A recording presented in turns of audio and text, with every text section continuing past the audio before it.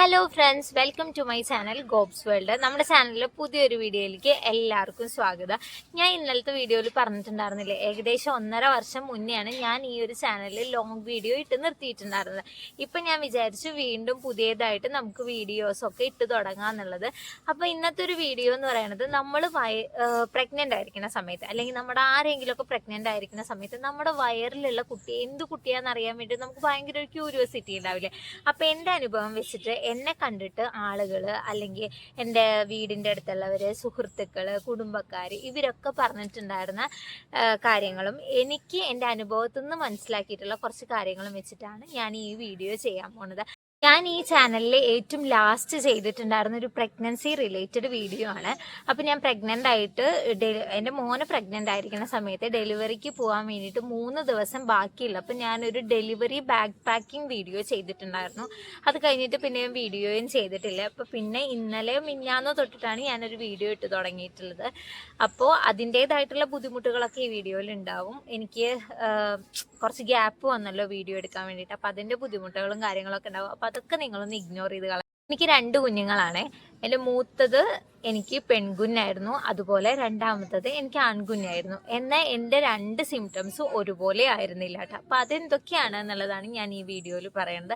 അപ്പോൾ ഒന്ന് കേട്ടു നോക്കൂ കേട്ടോ. ആദ്യത്തെ ട്രൈമസ്റ്ററിൽ എനിക്ക് പുളിയോട് ഭയങ്കര ഇതായിരുന്നു കേട്ടോ, ഭയങ്കര ഇഷ്ടമായിരുന്നു പുളി കഴിക്കാൻ വേണ്ടിയിട്ട്. എന്നാൽ മോനെ പ്രഗ്നൻ്റ് ആയിരിക്കുന്ന സമയത്ത് എനിക്ക് ഒട്ടും പുളി കഴിക്കാൻ ആദ്യത്തെ ട്രൈമസ്റ്ററിൽ ഇഷ്ടം ഉണ്ടായിരുന്നില്ല.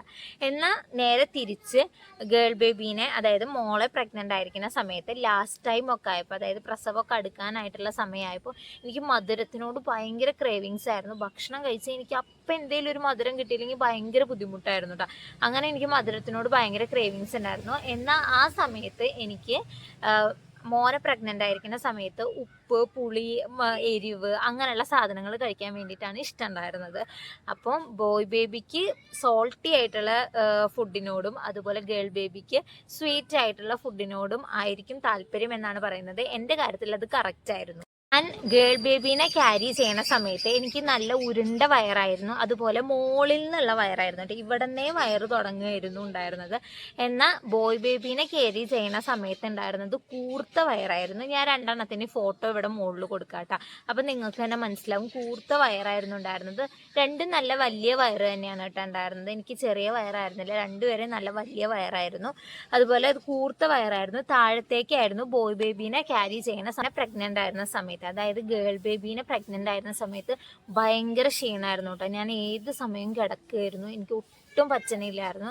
എനിക്ക് ഏകദേശം ഒരു 4-5 മാസം വരെ ഛർദി ഉണ്ടായിട്ടുണ്ട്. അതുപോലെ ഓരോ മാസം തുടങ്ങുമ്പോഴും എനിക്ക് ഛർദിയായിരുന്നു. എന്നാൽ ആൺകുട്ടീനെ പ്രഗ്നൻ്റ് ആയിരിക്കുന്ന സമയത്ത് എനിക്ക് ആദ്യത്തെ ഒരു 3 മാസം തികച്ചില്ല, 2-2.5 മാസം എനിക്ക് ഛർദി ഉണ്ടായിരുന്നുള്ളൂ. അത് കഴിഞ്ഞിട്ട് പിന്നെ എനിക്ക് ഛർദി ഉണ്ടായിരുന്നില്ല. പിന്നെ അത് കഴിഞ്ഞ് എപ്പോഴും ഗ്യാസിൻ്റെ എന്തോ ഒരു പ്രശ്നം കൊണ്ട് മാത്രമാണ് ഇടയിലൊരു ഛർദി ഉണ്ടായിട്ടുണ്ടായിരുന്നുള്ളൂ. ക്ഷീണം ഒട്ടും ഉണ്ടായിരുന്നില്ല. ഞാൻ ഭയങ്കര ആക്റ്റീവായിരുന്നു കേട്ടോ. ഞാൻ മോളുടെ കാര്യങ്ങളും വീട്ടിലെ കാര്യങ്ങളും എല്ലാം ചെയ്തിട്ടുണ്ടായിരുന്നു. അപ്പോൾ ഞാൻ ഭയങ്കര ആക്റ്റീവായിരുന്നു. സാധാരണ ബോയ് ബേബിനെ ക്യാരി ചെയ്യണ സമയത്ത് ആക്റ്റീവ് ആവുമെന്നും ഗേൾ ബേബീനെ ക്യാരി ചെയ്യണ സമയത്ത് ഭയങ്കര ലേസി ആയിരിക്കും എന്നാണ് പറയുന്നത്. എൻ്റെ കാര്യത്തിൽ അത് ശരിയായിരുന്നു കേട്ടോ. അതുപോലെ തന്നെ ഗേൾ ബേബീനെ നമുക്ക് ക്യാരി ചെയ്യണ സമയത്ത് നമ്മുടെ ബോഡിയിലുണ്ടായിരുന്ന ഹെയർ ഗ്രോത്ത് ഉണ്ടല്ലോ, അത് ഭയങ്കരമായിട്ട് കൂടുതലാവും എന്നാണ് പറയണത്. എന്നാൽ ആൺകുട്ടീനെ നമ്മൾ ക്യാരി ചെയ്യണ സമയത്ത് ഒട്ടും ഹെയർ ഗ്രോത്ത് ഉണ്ടാവില്ല എന്ന് പറയുന്നു. പക്ഷെ എൻ്റെ കാര്യത്തിൽ അത് ഓപ്പോസിറ്റ് ആയിരുന്നു കേട്ടോ. എനിക്ക് മോനെ പ്രഗ്നൻ്റ് ആയിരുന്ന സമയത്താണ് ശരീരത്തിൽ ഒക്കെ ഹെയർ ഗ്രോത്ത് ഉണ്ടായിരുന്നത്. അതുപോലെ ഞരമ്പുകളൊക്കെ, ശരീരത്തിലെ ഞരമ്പുകളൊക്കെ ഭയങ്കരമായിട്ട് വിസിബിൾ ആയിട്ട് എനിക്ക് കണ്ടിരുന്നത് മോനെ പ്രഗ്നൻ്റ് ആയിരുന്ന സമയത്തായിരുന്നു കേട്ടോ. അപ്പോൾ എൻ്റെ കാര്യത്തിൽ ഇത് തെറ്റായിരുന്നു. അതുപോലെ 5ാമത്തെ കാര്യമാണ്, ഗേൾ ബേബീനെ നമ്മൾ ക്യാരി ചെയ്യുന്ന സമയത്ത് നന്നായി തടി വെക്കും, നല്ല ഭംഗി വെക്കും. ഭംഗി വെക്കുക എന്ന് വെച്ച് കഴിഞ്ഞാൽ നമ്മുടെ മുഖത്തൊരു ഗ്ലോ വരും, പ്രഗ്നൻസി ഗ്ലോ വരും എന്ന് പറയുന്നുണ്ട്. എൻ്റെ കാര്യത്തിൽ അത് ശരിയായിരുന്നു. ഞാൻ ഗേൾ ബേബീനെ ക്യാരി ചെയ്യണ സമയത്തായിരുന്നു ഞാൻ അത്യാവശ്യം തടിച്ചിട്ടുണ്ടായിരുന്നു. ഒരു 4-5 മാസം കഴിഞ്ഞപ്പോൾ തന്നെ തടി വെക്കാൻ തുടങ്ങിയിട്ടുണ്ടായിരുന്നു. അതുപോലെ തന്നെ ഒരു പ്രഗ്നൻസി ഗ്ലോ വന്നിട്ടുണ്ടായിരുന്നു. എന്നാൽ ബോയ് ബേബീനെ പ്രഗ്നൻ്റ് ആയിരിക്കുന്ന സമയത്ത് ഞാൻ വല്ലാണ്ട് മെലിയാണ് ചെയ്തിരുന്നത്. ആ ഒരു വലിയ മാറ്റം സാധാരണ എങ്ങനെയാണോ അതുപോലെ തന്നെ ഉണ്ടായിരുന്നു. എനിക്ക് മാറ്റങ്ങളൊന്നും ഉണ്ടായിരുന്നില്ല. ലാസ്റ്റ് ഒരു 8-9 മാസമായപ്പോഴാണ് ചെറുതായിട്ടൊക്കെ ഒന്ന് കഴുത്തിലെ എല്ലൊക്കെ ഒന്ന് തൂർന്ന് ഒന്ന് റെഡി ആയിട്ടുണ്ടായിരുന്നത്. ലാസ്റ്റത്തെ സമയത്ത് മാത്രമാണ് കേട്ടോ. അപ്പോൾ എൻ്റെ കാര്യത്തിൽ ഇത് ശരി തന്നെയായിരുന്നു. ഇനി അടുത്തതെന്ന് പറയണത് ഗേൾ ബേബീനെ ക്യാരി ചെയ്യണ സമയത്ത് നമ്മുടെ ഹെയർ ഭയങ്കരമായിട്ടും കൊഴിയും എന്നാണ് പറയണത്. എന്നാൽ ആൺകുട്ടീനെ ക്യാരി ചെയ്യുന്ന സമയത്ത് നന്നായി മുടി ഉണ്ടാവും എന്നാണ് പറയണത്. പക്ഷെ എൻ്റെ കാര്യത്തിൽ അത് നേരെ ഓപ്പോസിറ്റ് ആയിരുന്നു. എനിക്ക് മോളേനെ പ്രഗ്നൻ്റ് ആയിരുന്ന സമയത്ത് നന്നായി ഹെയർ ഗ്രോത്ത് ഉണ്ടായിരുന്നു. അത് പ്രഗ്നൻസി കഴിഞ്ഞിട്ടും എനിക്ക് ഹെയർ ഗ്രോത്ത് ഉണ്ടായിരുന്നു കേട്ടോ. പിന്നെ എന്നാൽ മോനെ പ്രഗ്നൻ്റ് ആയിരിക്കുന്ന സമയത്ത് എനിക്ക് നന്നായി മുടി കൊഴിയുമായിരുന്നു. അതിൽ ഇപ്പോഴും എനിക്ക് നന്നായിട്ട് മുടി കൊഴിയണുണ്ട് കേട്ടോ. അതെനിക്ക് മാറിയിട്ടില്ല. അപ്പോൾ എൻ്റെ കാര്യത്തിൽ ഇത് ഓപ്പോസിറ്റ് ആയിരുന്നു. അപ്പോൾ ഇത് ഗേൾ ബേബിക്ക് ഹെയർ ഗ്രോത്ത് ഉണ്ടാവുമെന്ന് പറയണു. അല്ല, ഹെയർ ഗ്രോത്ത് ഉണ്ടാവില്ല എന്നാണ് പറയുന്നത്. എൻ്റെ കാര്യത്തിൽ അത് നേരെ ഓപ്പോസിറ്റ് ആയിരുന്നു. ഗേൾ ബേബീനെ നമ്മൾ ക്യാരി ചെയ്യുന്ന സമയത്ത് മോർണിംഗ് സിക്നെസ് ഭയങ്കര കൂടുതലാവും എന്നാണ് പറയണത്. ബോയ് ബേബീനെ നമ്മൾ ക്യാരി ചെയ്യുന്ന സമയത്ത് മോർണിംഗ് സിക്നെസ് ഇല്ലെന്നാണ് പറയണത്. എൻ്റെ കാര്യത്തിൽ ഇത് കറക്റ്റ് ആയിരുന്നു കേട്ടോ. കാരണം എന്താണെന്ന് വെച്ച് കഴിഞ്ഞാൽ എനിക്ക് മോളേനെ പ്രഗ്നൻ്റ് ആയിരിക്കുന്ന സമയത്ത് രാവിലെ എഴുന്നേച്ച് എനിക്ക് ബ്രഷ് ചെയ്യാൻ പോലും പറ്റിയിരുന്നില്ല.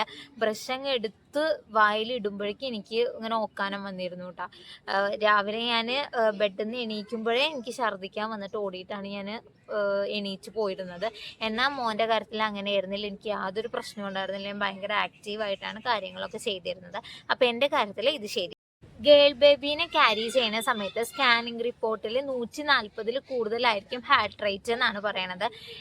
ബോയ് ബേബിക്ക് 140 കുറവായിരിക്കും ഹാർട്ട് റേറ്റ് എന്നാണ് പറയണത്. പക്ഷെ എൻ്റെ രണ്ടും 140 കൂടുതലായിരുന്നു കേട്ടോ. അപ്പോൾ എൻ്റെ കാര്യത്തിൽ ഇത് ഗേൾ ബേബിയുടെ കാര്യത്തിൽ ശരിയാണ്, ബോയ് ബേബിയുടെ കാര്യത്തിൽ ശരിയല്ല കേട്ടോ.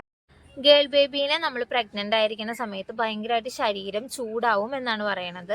ബോയ് ബേബീനെ പ്രഗ്നൻ്റ് ആയിരിക്കുന്ന സമയത്ത് ചൂട് കുറവായിരിക്കും എന്നാണ് പറയണത്. എൻ്റെ കാര്യത്തിൽ ഇത് വളരെയധികം കറക്റ്റാണ്. ഞാൻ മോളേനെ പ്രഗ്നൻ്റ് ആയിരിക്കുന്ന സമയത്ത് എനിക്ക് ചൂട് ഭയങ്കര കൂടുതലായിരുന്നു.